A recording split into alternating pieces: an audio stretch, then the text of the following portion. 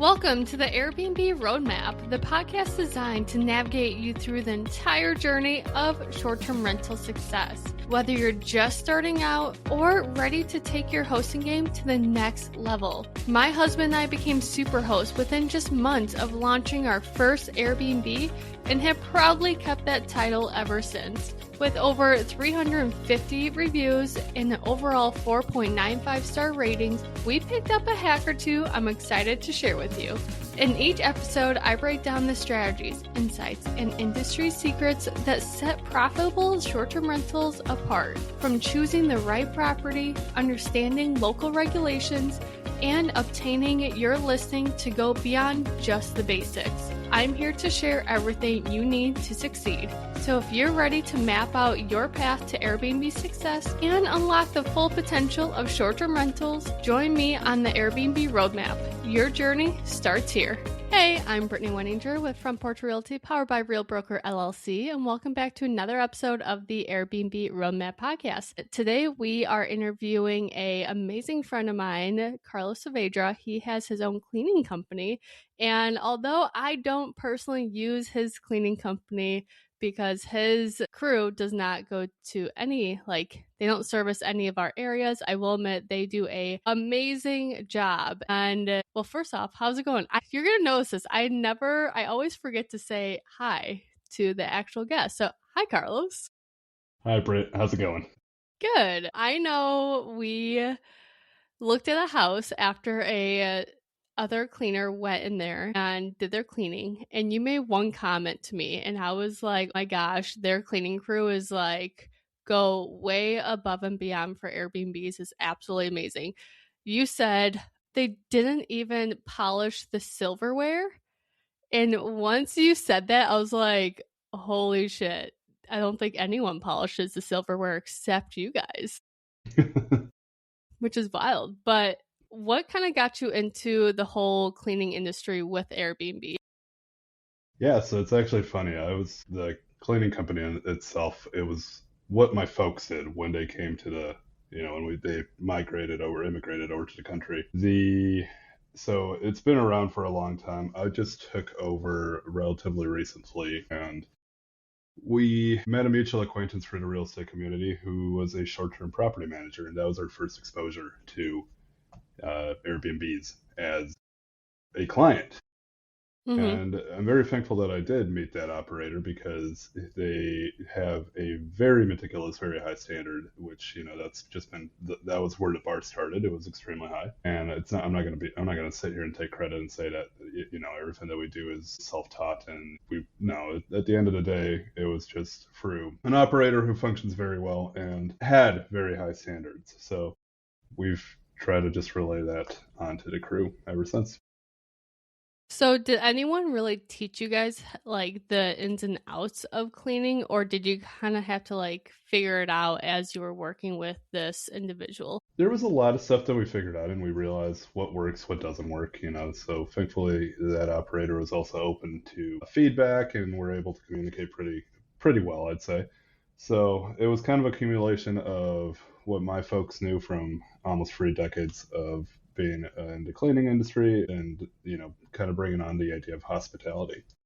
So, Mm-hmm. I mean, you and we took a trip once to Atlanta, and we stayed at an Airbnb that was, oh my gosh, yeah, grossly misadvertised. And, I remember taking my shoes off at that Airbnb, walking around, and my socks were 20 minutes, and the bottoms of my socks were just black. And I think that was before we were operating within the Airbnb sector, and we just said, man, this is terrible. It's amazing how many Airbnbs are absolutely disgusting, but yet they have so many 5-star reviews. I think you're just such an OCD guy, and I am too, that when we go into these properties and we see that's not spotless, we're like, oh, this is kind of gross. And I'm not saying spotless and we can't see a single spider web or anything like that. That's, it is what it is. But Mm-hmm. when your socks are black after walking on the floor, that's gross. When you see hair everywhere, that's gross. I know the mansion that we stayed at for our wedding, everything was actually really good. And I think that cleaning charge, because at the time Airbnb told you how much the cleaning charge was. I think that cleaning charge was like $2,500 or something like that. It was absolutely, but it was a lot, but it was also a $9,000 or a 9,000 square foot mansion, like 13 bedrooms. Like it was a lot going Yeah. on. But everything was good until I got to the primary bathroom, and in that shower was a lot of hair and then used shampoo and conditioner. And for some reason, I was like, that's absolutely disgusting. And now, like, did I look at the mansion a little bit differently after that? Yes and no, because I was like, all right, if they skipped cleaning the shower, like, what did they skip? Yeah. It's just, it's amazing. Like, you guys with your properties, all your properties are spotless. And you guys go above and beyond. Can you tell me, like, what are some of the items that you guys do that you know most cleaners don't do? It's difficult to compare what we do that other companies wouldn't do. So, um, I think that overall we just have an extremely high standard and a pretty thorough checklist. I think about it, like if you're paying, let's just equate it to being in a hotel room. You're paying $800 a night at a hotel room. You expect the place to be pretty much immaculate. So Mm-hmm. we have a pretty thorough checklist for the cleaners to go through every single room, make sure nothing gets missed. I'm not going to sit here and tell you that we've never missed something because that would be a blatant lie. It's just part of it, and we try to correct when possible. But as far as things that we do to stand out, like our cleaning company being the primary boots on the ground, we also have taken on a lot of maintenance roles. We've heard of people who their cleaners will not switch out a light bulb, and to me, like that's absolutely crazy. We've heard of if our cleaners are moving chairs around the dining table to just tidy up a little bit, and they notice that one of the chairs or the legs are getting a little loose, like they have a toolkit on site to do a lot of the tightening as well. So the cleaning Wow. crew in of itself is a it's called the cleaning crew, but really they're doing a lot of like the maintenance and servicing as well. So I think that there's a huge benefit for the owners of the properties Mm-hmm. with that, just because that way they don't have to be on site nearly as much. It's more hands off for them, and that's the kind of stuff that it promotes a longevity of furniture. It promotes a more positive guest experience. You've been to an Airbnb where you sit on a chair and it's rattling or the table's wobbling, and you're just like, well, that's a cheap piece of furniture. And it takes away from the experience, as petty as it may be. So, being able to stay on top of stuff, I think that that's probably one of the things that not every cleaning company is doing. But then again, I haven't researched my competition nearly as much as I should. No, I would agree. In a couple of my Airbnbs too, like the chairs are wobbly, and I'm lucky if my cleaner will let me know that our chair is broken or wobbly or anything like that, because they're honestly like they're just quickly in, quickly out, and then they'll tell me what items I need to order. So I know the process with me, my cleaners. I essentially, if they need paper towels or more towel or bath towels or anything like that, like they shoot me a text. I quickly order it on Amazon and then have it shipped to the cleaner's house. Are you guys doing the same, or is there a different process with how you guys Yes, run your business? no. So we've got a couple different ways. We have one Airbnb owner who has actually just entrusted us to be in charge of ordering all materials, so they don't even have to worry about that. They just go back for the order log. Everything comes off of Amazon. So they keep Oh, a okay. pretty solid, list of what is being ordered, and they can do all their accounting. But we're pretty thorough. We won't touch accounting. That's the cleaning company. That's not for us. But we've got one operator that lets us do that, and then we have another operator who they've got some assistants, so we just relay to them, hey, we're low on this. Kind of the policy is if we can't get 2 turns of materials out, we need to be reordering. That way it Oh, okay. doesn't skip something. So realistically, we've never had an issue on that front. Sometimes the assistants forget to order stuff, and now we're scrambling. But we also have, when we needed to step up, we'd go to the store, to Walmart around the block, and just pick up what we need, and then just charge it back if it hasn't been delivered. Because again, you don't want to take away from the guest experience.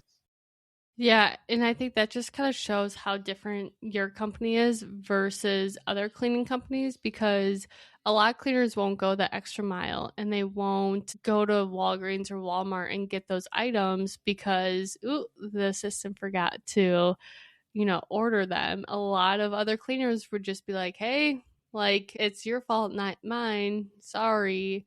And I'll admit, like, even with some of my cleaners, they totally forgot to tell me that paper towels were running low and the guests had nothing. And of course, the guests they were upset. So I told the cleaner, I was like, "You have to drive to the Airbnb now and drop off paper towels from your own house or something, or like buy some or whatever you have to do. Like, just Hmm. get paper towels there because I order everything within 5 minutes of them asking me." And I also send like kind of a confirmation of, "Hey, I just ordered this. This is when it's going to arrive."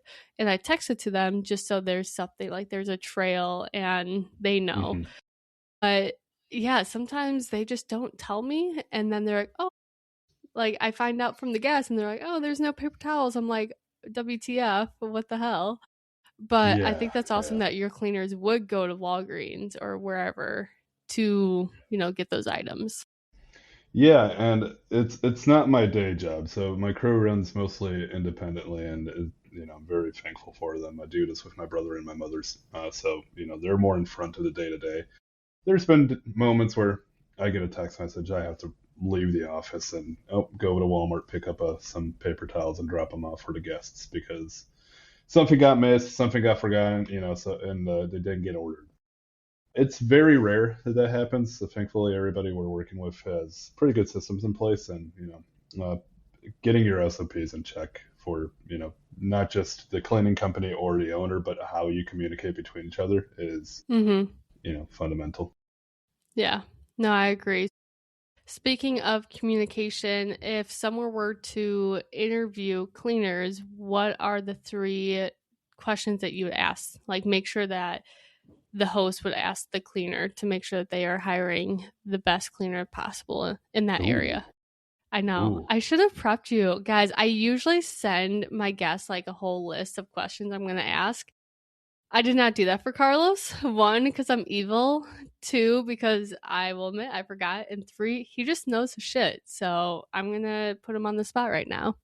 That's this is a fun one. So I think the first thing I would ask your cleaners is, do they charge based on a flat rate, or are they going to charge your laundry services as additional? Because one of the things that we've been conflicted with is our pricing. We charge a flat rate, and sometimes it's not quite fair to the owners because we've had some Airbnbs that have 20 beds, Mm-hmm. and you go in there and they use five of them, but we're charging the rate as if all 20 were going to be used. So I've seen a lot of cleaning companies that charge per pound of laundry, and knowing if it's going to be a flat rate or if you're doing if charging laundry by the pound, I think that's important to know up front. And I think that the owner of the Airbnb is always going to come out on top if they pay per pound of laundry. They're not paying for a service that ultimately isn't being utilized. So that's the first question I'd ask. I think the second question I'd ask is whether the cleaning company is being run by, like, operated by the owner, or if they've got employees, and if the employees have ever done hospitality cleaning in the past. Because when you go into somebody's house and you clean their private residence that only they live in, only they occupy, if you miss a single hair, yes, it's not as bad. But if you do that in an Airbnb, it's abysmal. You walk into a toilet and you see a hair on the toilet seat or on the sink. It's gross. And if the cleaners don't have that standard because they've never been in the hospitality sector, then it's going to be a matter of retraining, and the onboarding process might not be as smooth. So that's question two. Yeah. And while you think of question three, I'm going to tell a quick story. So I absolutely love my cleaner up north, and she does three of our properties. She is a amazing person. However, she does clean office spaces, and she's like, I just think it's wild, but like the difference between cleaning office spaces and Airbnbs, because office people, like, they're not even going to notice that I'm there. And it's probably going to get dirty within like an hour of me cleaning, and they won't even notice. Like, yeah, their trash is taken out, but that's pretty much it. Airbnb though, like if there's, like Carlos just mentioned, if there's a hair on the toilet or a hair on the bed, people act like the whole world is ending. And it's like, guys, hair is normal. I know it's not your hair and it is kind of gross, but like, just pick it up, put it in the trash. Not that big of a deal. Like, yes, it's an Airbnb. There's guests like in and out all the time. And she's like, the level of detail that Airbnb or Vrbo, whatever, short-term rental guests have is absolutely wild. They will pick out the small spider web in the corner and say it's not clean. Whereas when you just do like an office clean, that's a little different. They see that, oh, the trash is taken out, and that's about it. So it's, I give cleaners so much props, like Airbnb cleaners, short-term rental cleaners, so much props, because the level of detail that they have to have in order to have a successful company and business is absolutely wild and ridiculous. What's question number 3? So I think the third question that I would ask my cleaners if I was interviewing them is, how can you stay consistent with each turn? Because every guest is going to be different. You can look at a room and say, oh, they didn't go in there, and it's tempting to not want to clean in there if the bed's not ruffled or anything. But you never know what if they were walking or pacing on a phone call and went in there and shed some hair. Like, it's all stuff like that. That even when you think something's clean, it still needs to be done consistently. And asking somebody, how do you remain consistent? Their answer will tell you, like, if they've been in hospitality or not. It really comes down to your checklists and your SOPs. Yeah, and those are amazing questions, and 100% ask your future cleaner these questions. Some other questions I would also ask is like, what is their ideal check-in and check-out time? I know when I was interviewing a lot of guests, or sorry, not even guests, cleaners, a lot of cleaners were all over the place. We have 10 to 4, 11 to 3, 10 to 3. And if you want your business to stay consistent with consistent, check-ins and check-out times, then, just be upfront and be like, hey, we're actually looking for a 11 to 3 check-in, check-out time. So that means that you have 4 hours. Is that even doable? And there was one cleaner, dude, I don't know how she made it to round 3 for me. So I have rounds whenever I interview cleaners. The first one is, and I always find all my cleaners like on Facebook or something like that. And the first round was just me texting questions. I have 5 questions, and I can, if you shoot me a message or DM me, I can share those questions with you. But I asked them 5 questions. And then from there, I do a phone interview, and then I do an in-person walkthrough with the house. This one girl shows up. I have no idea how she, I think she ChatGPT'd everything and gave me the exact answers I wanted to hear. But she comes in and she's like, I was like, oh, how many STRs do you clean? She's like, what's a STR? And I was like, okay. I was like, short-term rental. So how many Airbnbs do you clean? She's like, oh, none. And I'm like, dude, you totally just lied on the text interview part. And I was like, oh, okay. And she's like, yeah, I'm cleaning some condos right now. And, the guy, he wants me to clean the condo within a day. It's going to take me 2 days. I was like, oh, is it really that messy? She's like, no, but for me to have so much, eye for details, it's going to take me a couple days. And I was like, well, you have 4 hours to clean this 3-bed, and I think it's 8 beds, to turn 8 beds and clean this house. You have 4 hours. And guess what? We also have 2 other properties in that same town. So I don't think that you'll have 2 days. And she was just, honestly, she was just a crap show. And I was like, girl, I have no idea how you made it to round 3, but goodbye. Yeah, so I don't know where I was going with that story, but it's just, when you interview cleaners, make sure that you are interviewing multiple cleaners. I would say 5 to 6, if you can find 5 to 6 cleaners in the area, because you don't know who's lying to you and who's telling you the truth.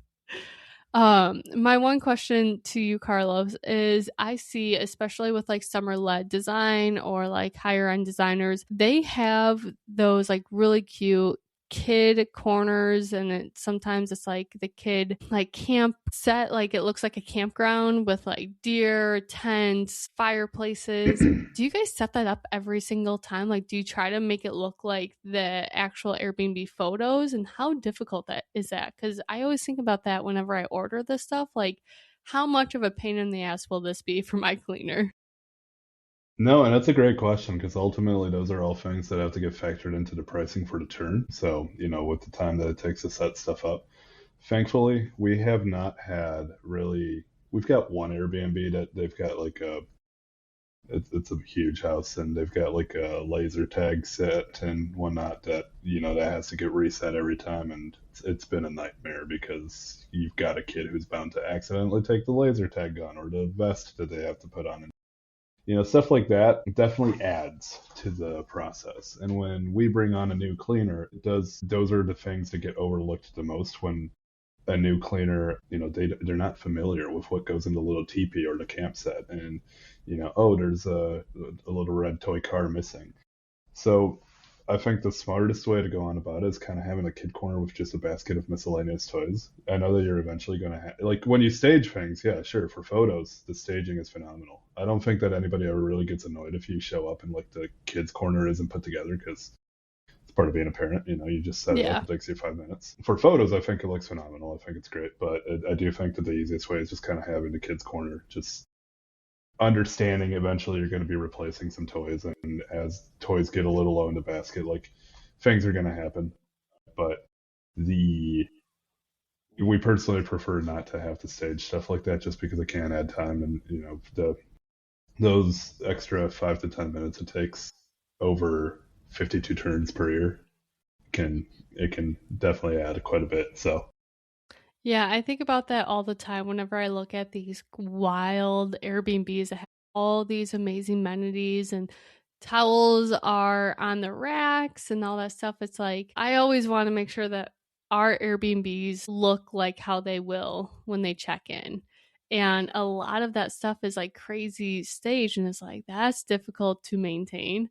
And like I get like some staging of like putting grapes or something on the table. Like people know that grapes are not going to be there, but still like I don't like to have like this crazy kid setup and then the cleaners have to deal with that. I always think about cleaners, which is probably nice of me, but I mean, they are the backbone of the company. So if they go downhill, you're probably going to go downhill too until you find a new cleaner. So they are literally the most important part of your business.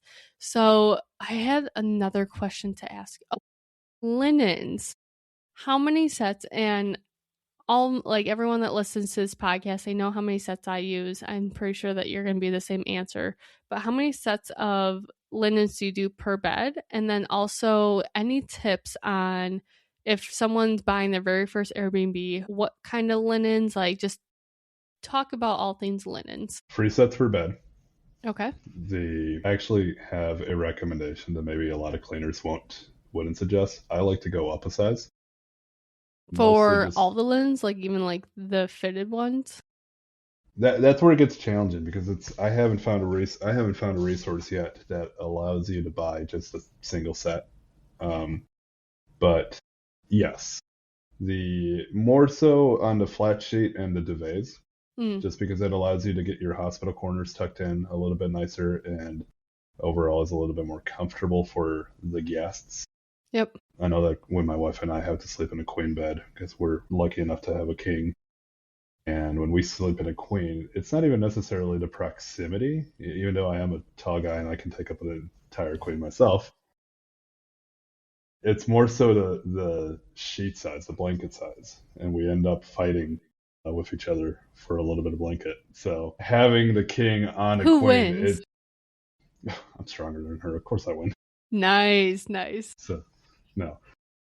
Having the king on a queen, it may feel silly, but you're tucking in most of it anyways. And we've had guests actually tell us that they appreciate that.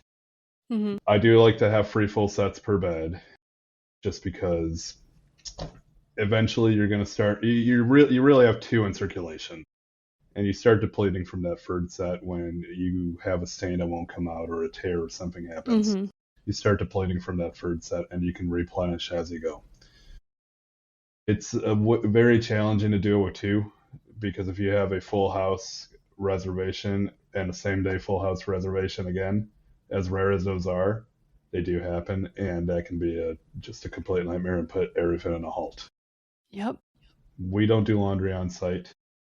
The only stuff we do on site is like the specialty linens, like kitchen towels, the black towels, or outdoor towels if you separate those, Mm-hmm. which I definitely recommend you do. And those would be different colors, correct? Yes, so we want to do the colored linens. We'll do that on site. It's one of the first things that gets thrown into the wash, and then they just cycle through as you're doing the cleaning. But we definitely recommend that, just because if you have white linens, which you should have white linens, and white towels, those you don't necessarily want those getting stained from people walking through the mud or the dirt out to the hot tub, or from going outside and tracking stuff in. If you're wiping dog paws or something, you don't necessarily want them to do that with a white towel. So we recommend having the dark linens for that purpose. Other than that, fitted flat sheets and the duvets, if they're white, that's kind of my recommendation. If you want to add a pop of color, then add a fro or a blanket to the foot of the bed. Just add some throw pillows. I think that anything other than white doesn't necessarily look super clean. I think that if you go to a high-end hotel, there's a reason all their linens are going to be white. And if you go to like a homey bed and breakfast that's run by somebody that shouldn't be running a bed and breakfast, you're going to get the floral blanket from the 1960s. So yeah, you're the one who told me that like a year or two ago, and I never really thought about that. And then I was like, ooh, our first Airbnb definitely has like a plaid duvet cover. That one I spent way too much money on. And yes, it looks really cute in that bedroom, but now it's like white all day, every day. Because yeah, it's true. Like even that plaid duvet cover, if you look closely, I'm sorry to say this, and I know this is kind of gross. I saw a stain on there one time. So I quickly took it off and then cleaned it. But like if it was pure white, you would have noticed that in a heartbeat. absolutely. It's something that I can understand from like the design perspective, why having like a colored duvet cover or a comforter. Don't do comforters, do duvet covers with the inserts. That's the other thing, just for the sake of laundry. But I can understand from a styling perspective and a design perspective why you would want to do that. It's just from a guest perspective. If I show up to an Airbnb and you've got a comforter, not even a duvet, it makes me wonder, like, how often does this get washed? Yep. And it also just seems unsanitary to me, because on white, everything shows. Every stain, every hair, like it forces you to do it to make sure that it's immaculate. When you've got colored linens, it doesn't have that same clean look. So, and you can't sanitize with bleach then, and it just becomes a whole thing. So and then the only other thing that I'll say really regarding linens is, please, for the love of God, do not buy duvet covers that are closed with buttons. You buy the ones that are zippers. My goodness, I can't tell you. I think somebody brought a cat to an Airbnb once, and they must have like gotten through one of the buttons into the duvet cover, and it just ruined the insert. No. And also, it Also, just takes that a lot cat longer. probably had so much fun just like going to town with that duvet. I don't know about your cats, but mine love to jump underneath the covers when we're making the bed, so that cat was in there having a blast for sure. But Yeah. cleaners, not so much.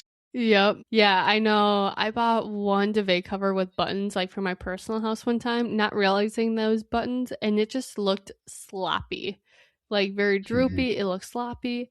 Also, side note that Clay and I have been married for 3 years now. Been together for 8, I think. Sorry, Clay. We've had his college mattress this whole time. Literally the mattress that he bought, I think sophomore or junior year of college. We've been sleeping on that mattress. And I will tell you, we are far out of college years. And we just got a king, like literally 3 days ago. Clay has been saying that he feels like he's sleeping in the hotel, and he's like, sprawled out on this king size bed. And he's like, I am in luxury feel right now. Like, I feel like that this is so luxurious. Like, this is amazing. And I was like, Claire, you just switched from like a queen to king. He's like, yeah, but the mattress is so much better and there's so much space. Well, even last night, 2 nights ago, last night was a shit show at my house. Fun fact, we had an electrical fire. Yay! Our dishwasher set on fire. So that was cool. But anyways, 2 nights ago, I think it was like night 1 in this king size bed, he said that he had all of the space in the world.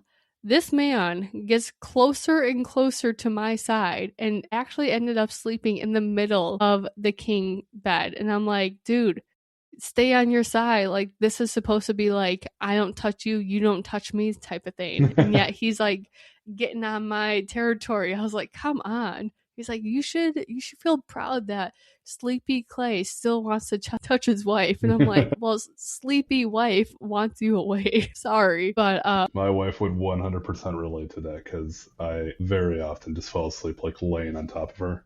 Yep. And then she has to like shove me off. So 100% I was nudging Clay, like, get on your side, boy.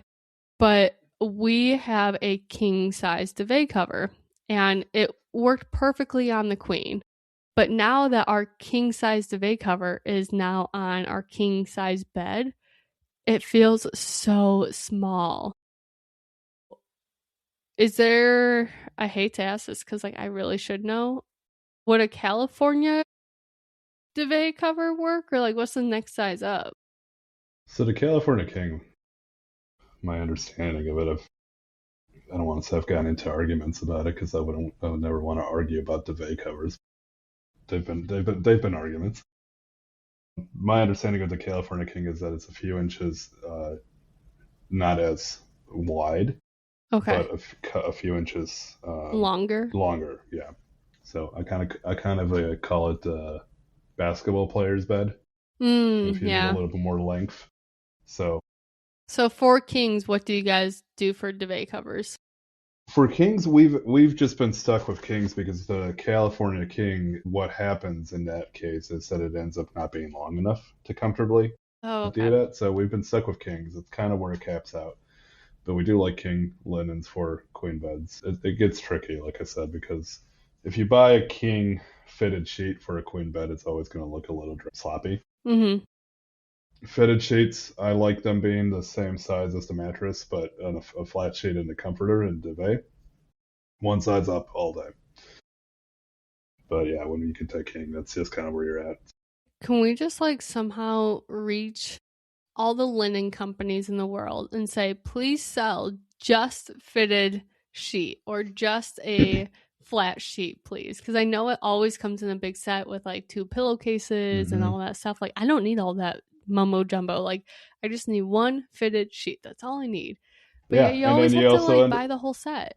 And then you end up with 4 extra pillow covers that you don't need, and it's so ridiculous. We've joked with the cleaning company about selling stuff online, and we've actually joked about selling stuff to Airbnb specifically, because being able to break that down where you could say, hey, I'm opening an Airbnb that has 5 queens, 5 kings, 10 twins. That's a weird combination. Nobody would ever do that. But being able to say, I need 15 kings of, flat sheets, fitted sheets, all that, 15 queens and 30 twins, being able to order them in that manner would be extremely beneficial, and it would also ultimately, over the long run, probably reduce your linen cost, just because you're not buying the entire set, you're just buying the sheets that you need.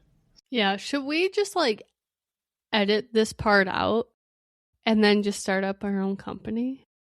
Don't give anybody else the idea. Yeah. I'll talk to my wife. Just plug your ears, everyone. And if you guys start this before Carlos and I, please let me know, because I might send a royalty check. We will be interested investors over here.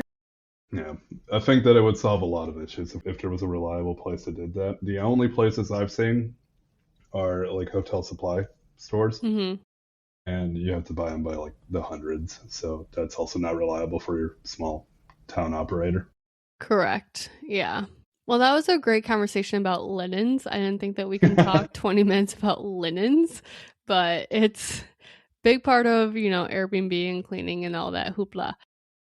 So before we time out and say goodbye, what's one thing that you would suggest for, any first time investor with, trying to find a cleaner? And I know that you were like, what's the first or the top 3 questions? If someone's having a rough time with their cleaner, yeah, let's go this route. This is kind of a fun route. I'm just making up questions as we go. If someone's having a rough time with their cleaner and they're like, ooh, I think that we should part ways, what's the best way to part ways with your cleaner? No, that's a great question. I've fortunately we've never actually been fired by an operator, so we've never had that sting. I think there's been many times where we may have pushed out line of where we're at due to our quality control. We had a point where like our entire team in Madison, they pretty much all turned over. We had to hire a whole new set of employees. Oof. All within the span of a week. The quality dropped horribly. This was right around the holiday season of 25, and that's the busy season, and we're like, oh gosh. Mm-hmm. So we've received a lot of grace when our quality has dropped and trying to get it back to somewhere that's acceptable. That being said, it's ultimately a business and it's your investment, so I can understand why. If we would have lost a couple of clients during that time, like I understand why it would have happened. It's difficult because if you need to part ways, I think it really just comes down to giving people the opportunity to correct the issues that they're making. And if they can't find a sustainable way to correct those, it just isn't a good fit.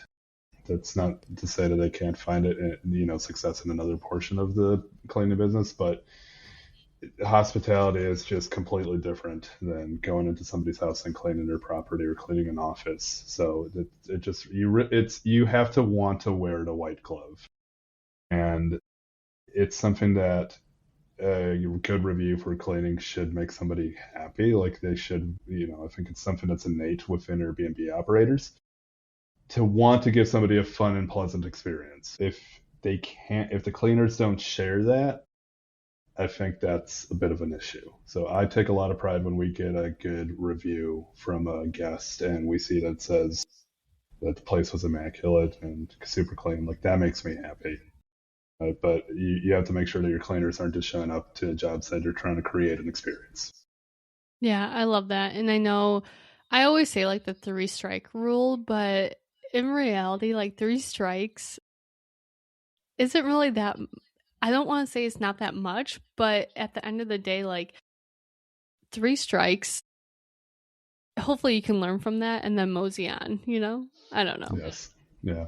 It's one of those things where when we hit that low and during the holiday season, I mean, we probably had 10 strikes. Yeah. And it's just every situation's a little bit different. So like I said, I was very grateful to receive a lot of grace. But at the end of the day, your Airbnb may be your livelihood. Mm-hmm. So it comes down to you protecting your business as well. And people need to understand that. Your cleaners have to understand they're not going into a house to clean it just because you don't like a mess. They're going in to protect and help you generate your income and your livelihood. That's the difference. Yeah, I agree. All right. Any last comments or anything? You have so many businesses. Any other businesses you want to shout out, like Potence Properties or something like that? You tell the world. Let's hear it. Who is Carlos?